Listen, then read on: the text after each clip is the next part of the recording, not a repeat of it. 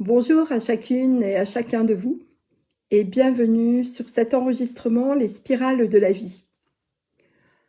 Aujourd'hui, j'ai envie d'aborder un sujet qui risque de choquer certains d'entre vous, mais je décide néanmoins de faire cet enregistrement parce qu'il me semble important en ces temps d'évolution, en ce temps d'éclaircissement de certaines choses et en ces temps de prise de conscience, de vous faire part de ce dont j'ai été choquée très récemment.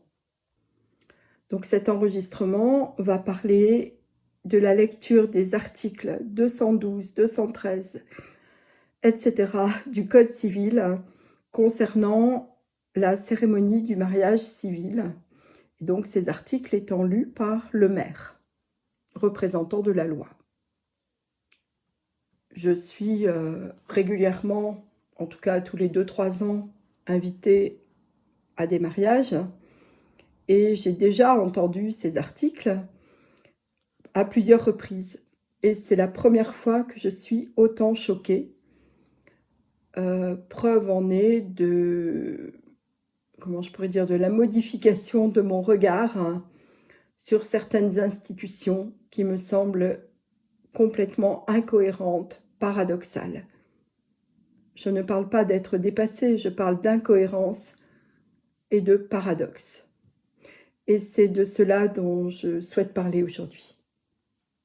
Bien évidemment, ce que je dis ne concerne que moi, que mon point de vue sur la situation et ne constitue pas une vérité en soi. Je demande donc à ceux d'entre vous qui sont choqués ou qui n'adhèrent pas à ce que je dis de bien vouloir arrêter la lecture de cette vidéo et pourquoi pas vous désabonner de ma chaîne. En fait, je ne cours pas après les vues ni les likes. Je souhaite simplement, voilà, pouvoir informer de ce que je ressens au plus profond de moi. Je vais donc vous rappeler ces articles et surtout ceux qui m'ont choqué.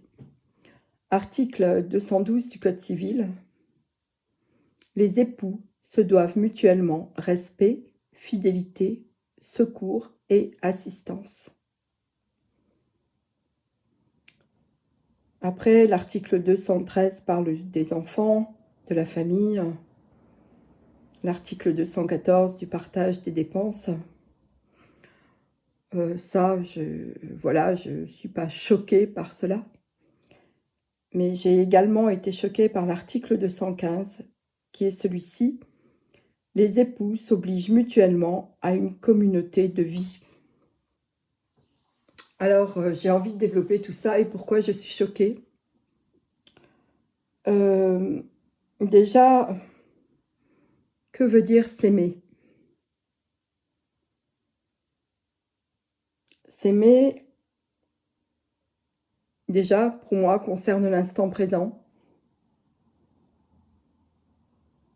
et suppose de ne pas se défausser sur les autres.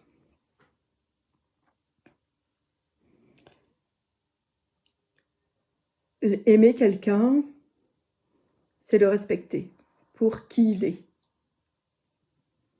pour ce qu'il dégage comme énergie, comme vibration, pour son intégrité, pour son honnêteté. Aimer quelqu'un, c'est le prendre tel qu'il est, sans jugement.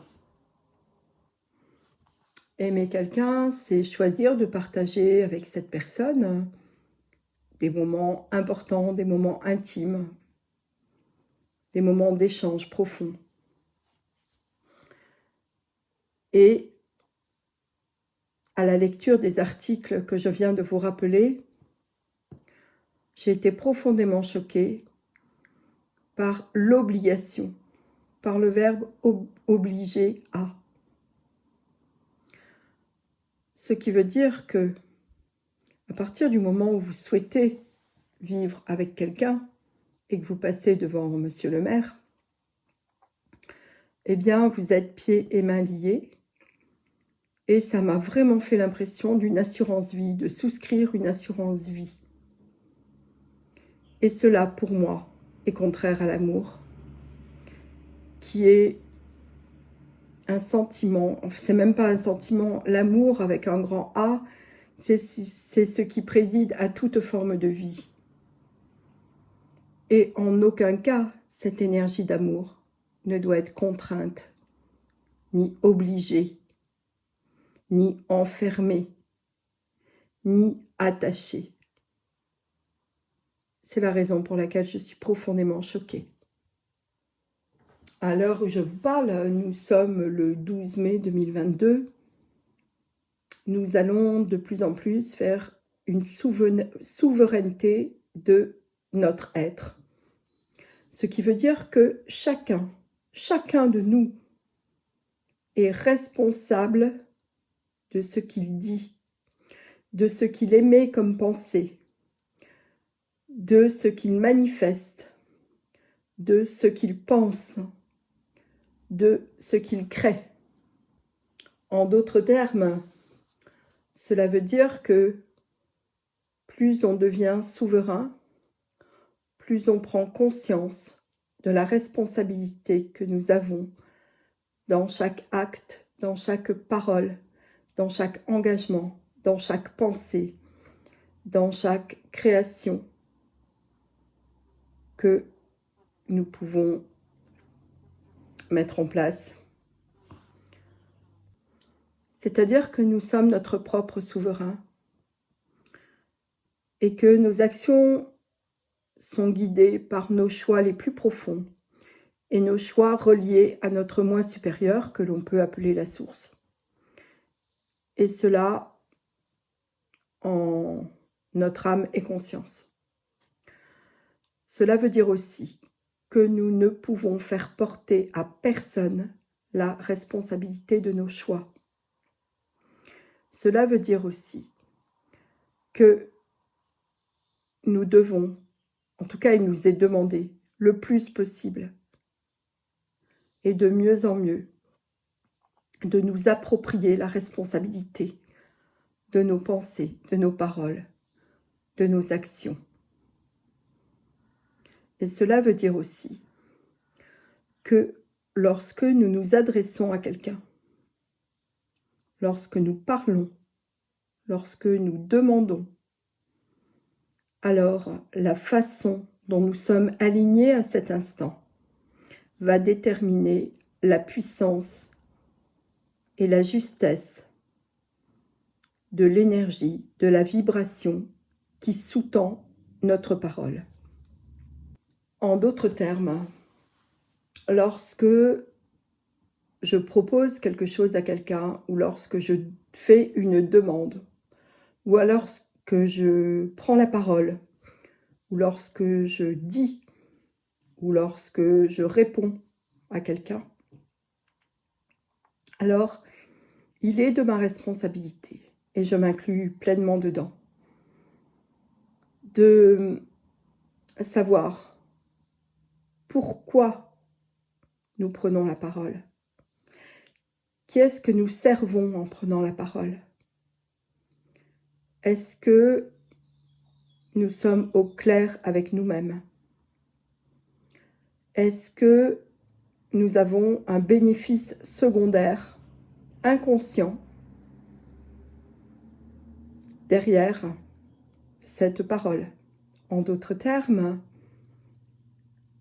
est-ce que, en demandant ou en disant quelque chose, je nourris une part d'ego en moi? Ou est-ce que, indirectement, je vais satisfaire un peu à l'arrache, sans en être vraiment conscient, un besoin profond de reconnaissance,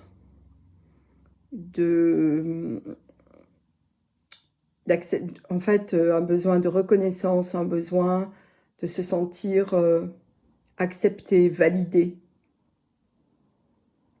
Ces besoins-là sont en effet primordiaux et indispensables à la vie de chaque être humain. Et comme je l'ai déjà dit dans mes précédentes vidéos, lorsqu'on arrive sur Terre, eh bien, on s'attend à être aimé de façon non conditionnelle. Or, étant donné que nous arrivons dans un monde d'humains, tel qu'il est encore jusqu'à ces jours-ci, eh bien, nous arrivons forcément dans un monde où l'amour est conditionnel.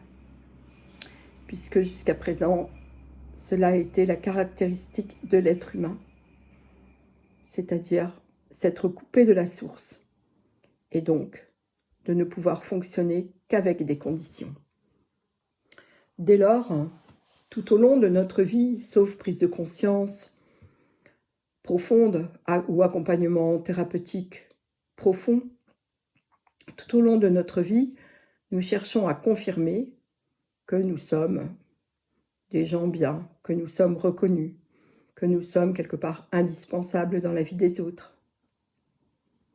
En fait, cela peut s'appeler aussi nourrir notre ego. Je n'ai rien contre l'ego, l'ego fait partie de la condition humaine. C'est ce qu'on appelle aussi la persona. Mais cet ego, souvent, nous en avons la perception, qu'il correspond à notre être tout entier, qu'il correspond à notre identité. Et nous confondons souvent qui nous sommes avec notre ego. Et donc, qui nous sommes avec une étiquette qu'on a mise sur nous. Ou nous confondons souvent qui nous sommes avec les identifications auxquelles nous avons eu accès, que ce soit par les autres ou par nous-mêmes.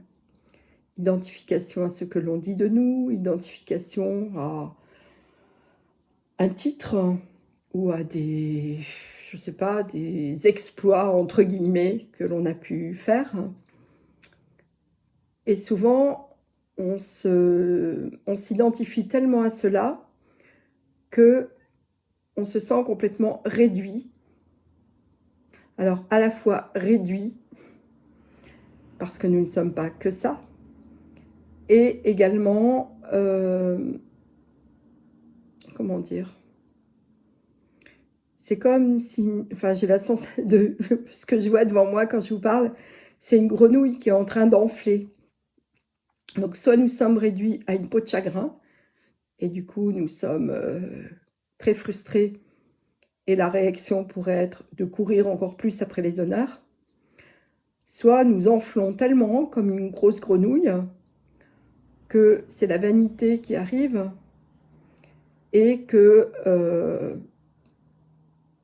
eh bien, nous pouvons nous satisfaire et nous suffire à nous-mêmes et du coup ne plus du tout essayer de contacter ce qu'il y a au plus profond de nous et oublier que nous sommes des êtres en train de faire une expérience terrestre sur Terre, mais que la Terre n'est pas notre maison. Nous sommes des êtres spirituels.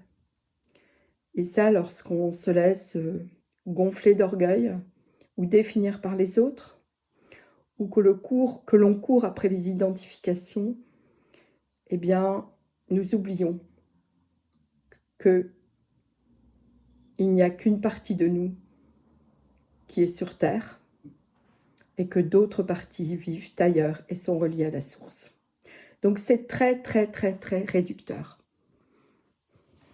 Et du coup, en faisant ça, nous engageons vraiment une bataille entre notre ego,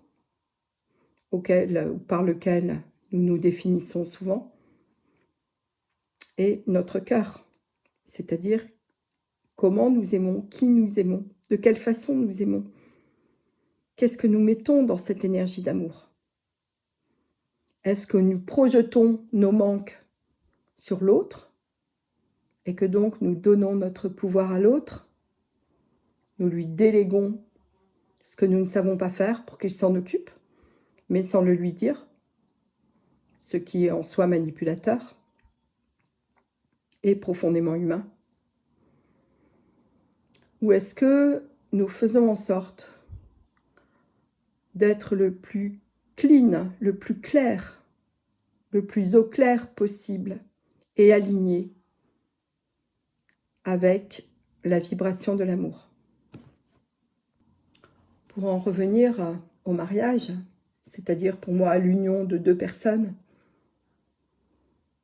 eh bien, le fait qu'il y ait une loi pour le mariage, le fait qu'il soit régi par des articles du Code civil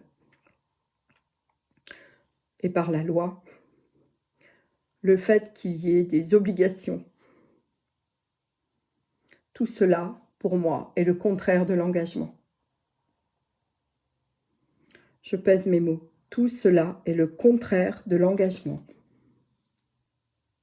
C'est-à-dire que je perçois cela, comme je vous l'ai dit tout à l'heure, comme une assurance vie, comme un enfermement, comme un renoncement et comme un sacrifice.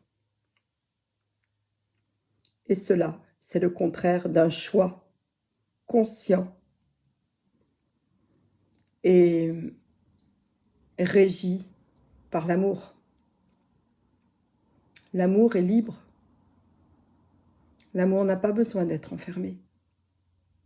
Lorsqu'on aime quelqu'un, on est engagé pleinement. Cela ne veut pas dire qu'on est engagé à vie. Cela veut dire qu'on prend la responsabilité de notre engagement vis-à-vis de cette personne, dans la façon dont nous allons fonctionner, dans la façon dont nous allons partager, et que surtout nous prenons la responsabilité de pourquoi nous souhaitons nous engager avec. Qu'est-ce que nous en attendons? Est-ce que c'est un partage mutuel qui nous fait grandir, qui touche au sacré? Ou est-ce que c'est s'appuyer l'un sur l'autre comme sur des béquilles? Après tout, ce qui est important, c'est pas de choisir l'un ou de choisir l'autre, c'est-à-dire s'appuyer sur des béquilles ou partager de façon la plus gagnante, je dirais, vraiment dans l'échange le plus cohérent et limpide et de façon consciente. Pour moi, l'engagement, la notion d'engagement n'a rien à voir avec cela, mais la notion d'engagement a à voir avec le fait d'être conscient et de savoir pourquoi nous nous engageons, et que les deux parties en soient conscientes, et qu'il n'y ait pas un gagnant et un perdant, que les choses soient dites, et qu'à partir du moment où elles sont dites, eh bien, ce fait de partager cela avec l'autre constitue le cadre d'une vie commune. Et nul n'est besoin de faire ratifier cela par une loi. En tout cas, nul n'est besoin de ça à l'heure actuelle, à l'heure où il nous est demandé d'être notre propre souverain, c'est-à-dire d'agir en toute responsabilité et en toute conscience de notre engagement dès que nous pensons quelque chose, dès que nous avons une idée, dès que nous parlons à l'autre, dès que nous créons, dès que nous émettons une intention.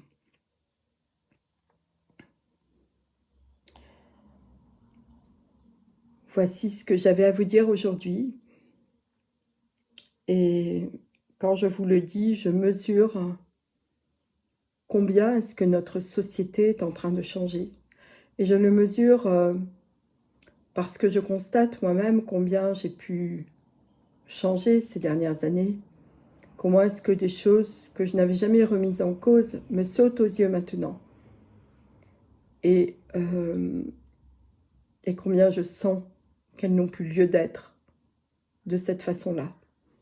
Et comment elles font partie d'un ancien système qui n'est plus de mise actuellement. Voilà ce que j'avais à vous dire. Je suis désolée pour les personnes qui pourraient être choquées,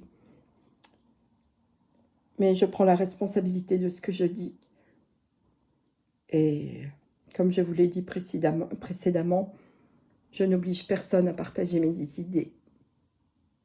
Voilà, je vous souhaite une belle journée. Au revoir.